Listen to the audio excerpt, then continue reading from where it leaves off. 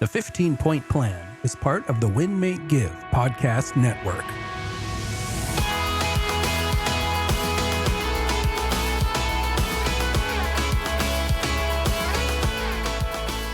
Welcome to the 15-Point Plan. My name is Chad Himes. I get to be one of your hosts, and I am joined, as always, by my lovely co-host, the fabulous Jillene Snell. Say hello, Jillene. Hello. What another great introduction. I do my best, and it's pretty easy working with someone as fabulous as you. Jillene, we have been going through the 15 points of the 15-Point Plan, and today we are on one of what I think is one of the most powerful ones, and it's influences.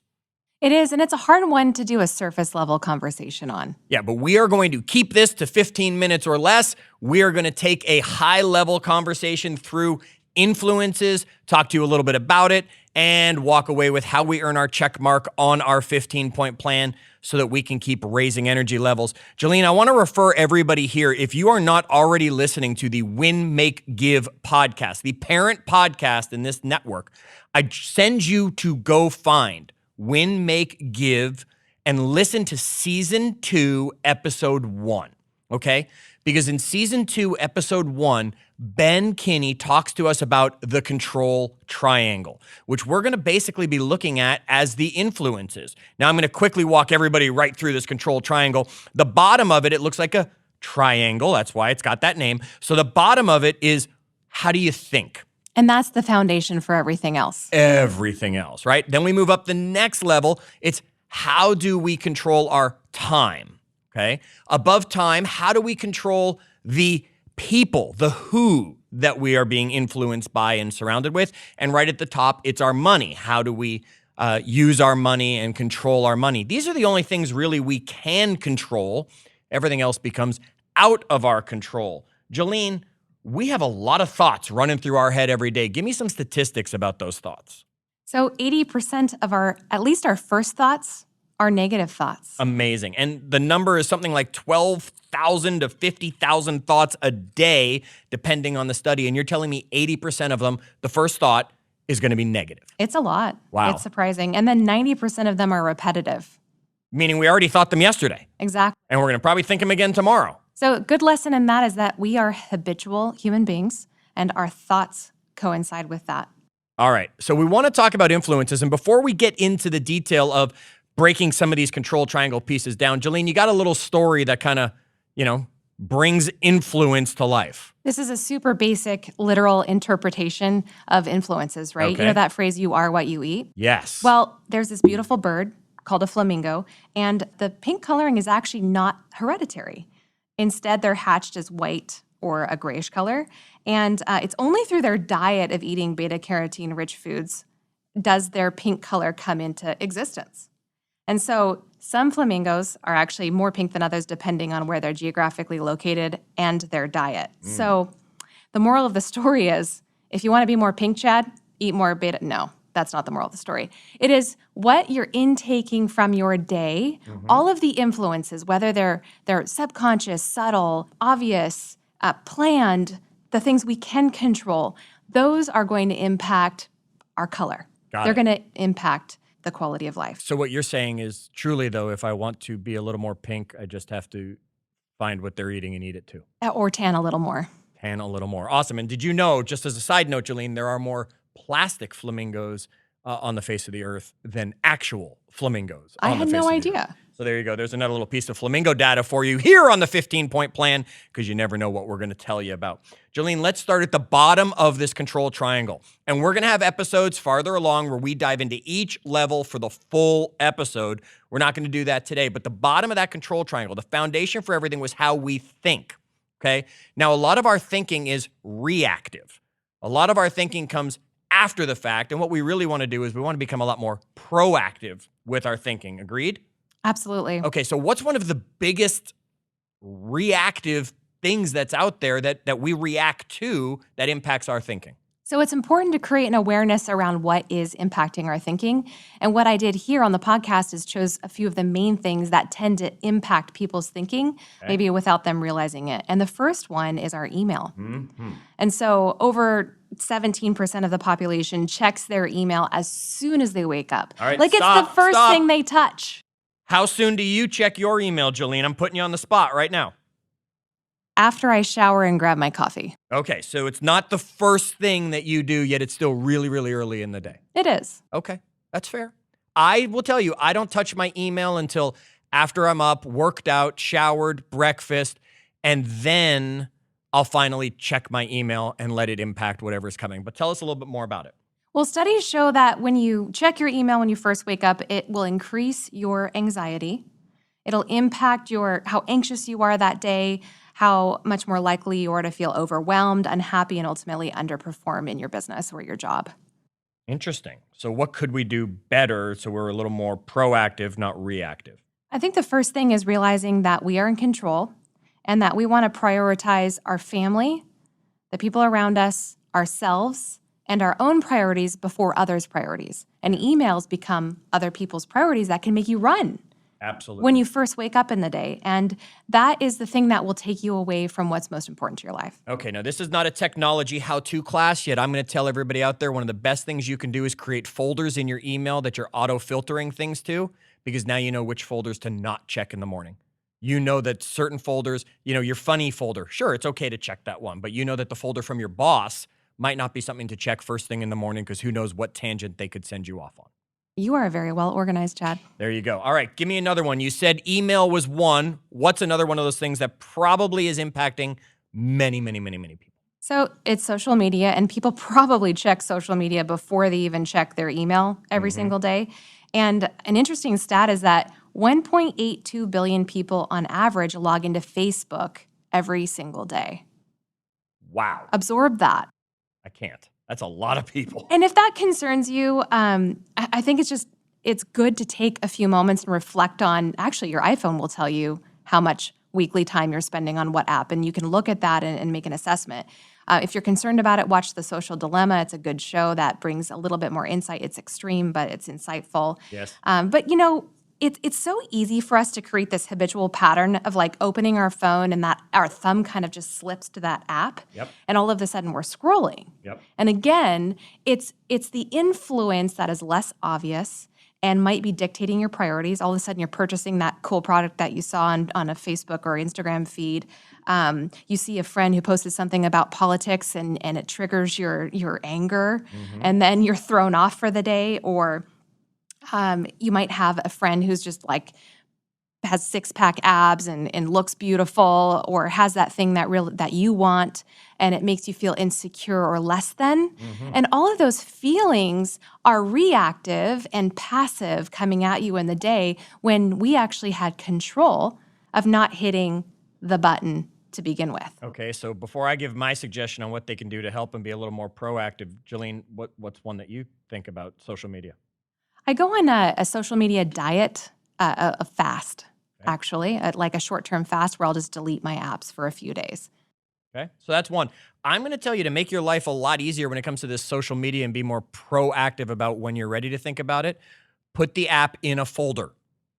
Okay, then you can't just click on it. You have to double click to get to it. You have to purposefully open the folder to then get to the app, and turn off the notifications on your phone because you don't need to realize that 23 people liked something you posted a week ago just to draw you into the app. Yeah, and you're the CEO of your life.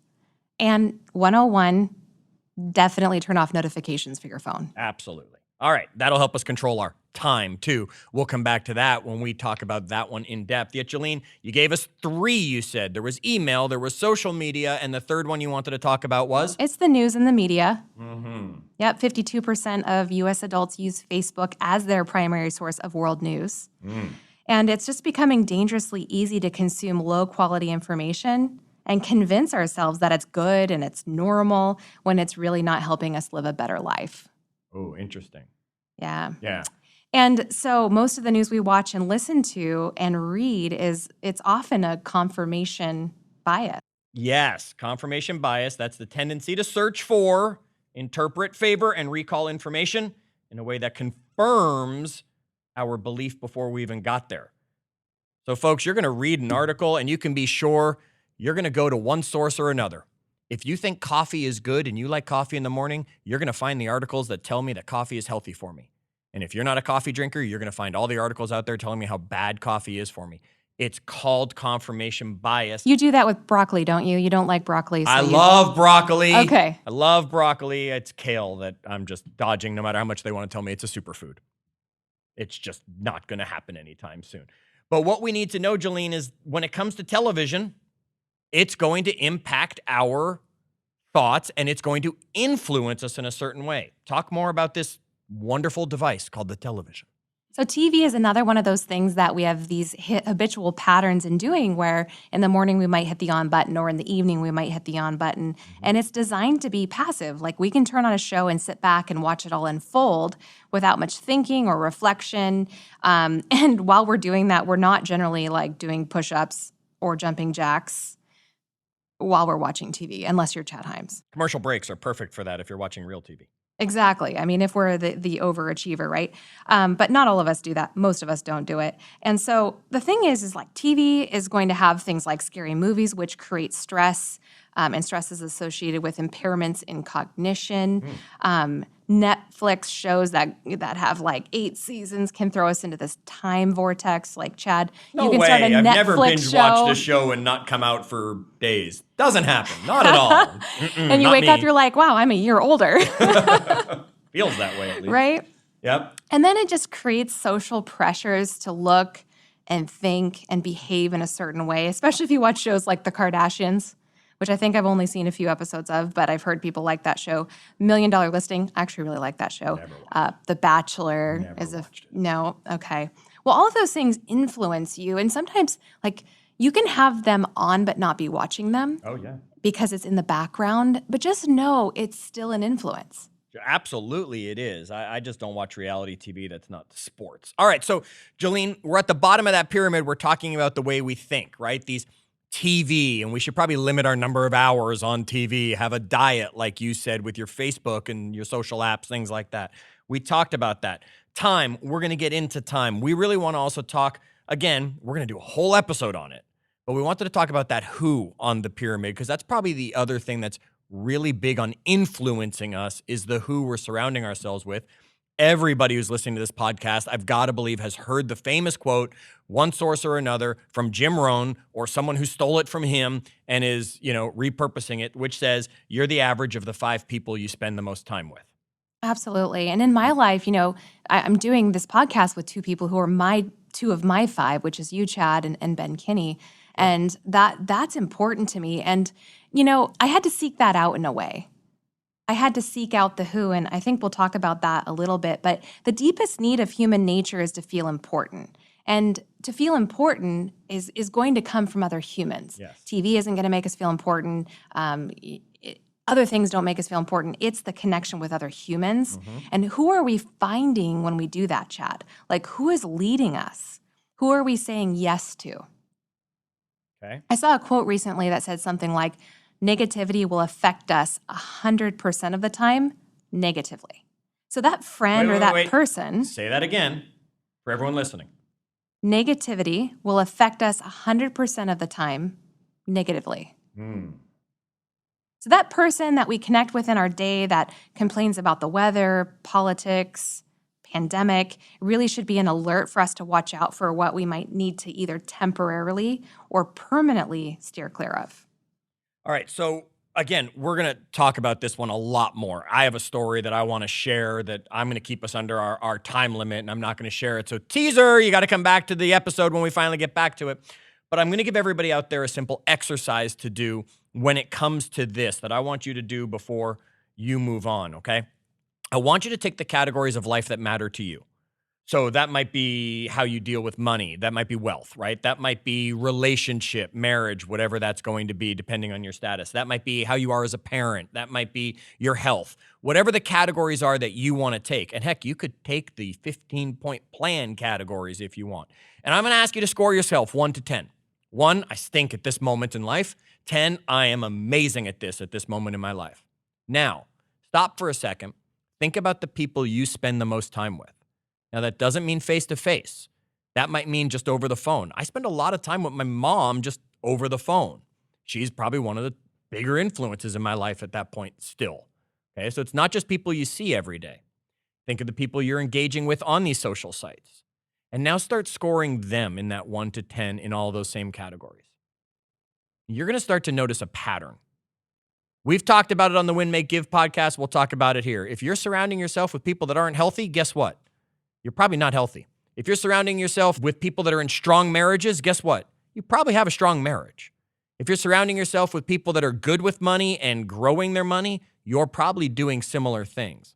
So look at the people you're choosing to surround yourself with after you score them in this category, and then sit down and find some people that are a few points ahead of you and see if you can work your way up the scale. Jillene? And do this judgment-free, because no one's perfect in every area of their life. So do this with a judgment-free outlook where you say, hey, who is the best at this one thing? But then I would add, be purposeful about that connection. Mm-hmm. So if we're wanting to grow our knowledge with like investing and 401ks and stocks and so on, who's that one person that not only can I find, but then put on my calendar for every week for the next 4 to 6 weeks? Yes. And remember, not everybody has to impact every area of your life. Just because someone's very healthy, yet they have poor relationships, doesn't mean you have to let their influence into your relationship world. Don't have those conversations with them. All right, so there's so much we could take away from this episode as we wrap it up, right? By figuring out what influences we have coming in. How can we limit the influences that are negative influences? How can we increase the influences that are positive influences? Because as we said, Jillene, so many of the influences we are reactive to, not necessarily proactive to. So if I can have positive influences, at least the reaction I'm having is most likely positive. Jillene, how do we earn the little check mark on the 15-point plan tracking sheet that you can get at the website, 15pointplan.com? How do we check it off every day to say that we were conscious about our influences? You can earn it by connecting with one person every single day who inspires, challenges, and uplifts you with zero negativity. And it could be as simple as a text, a phone call, a FaceTime, or even an in-person interaction. Awesome. All right, folks. Join us on our Facebook group. That's right. We are part of the Win, Make, Give network. So join us at facebook.com/group/Win, Make, Give. Boy, we also hope you're listening to the Win, Make, Give podcast, sharing some great things over there as well. If you're enjoying the podcast, we challenge you, share it with somebody. Be that positive influence in someone else's world by sharing this podcast with them so you can help them grow the same way you are. We hope this episode ups your energy and takes you to the next level.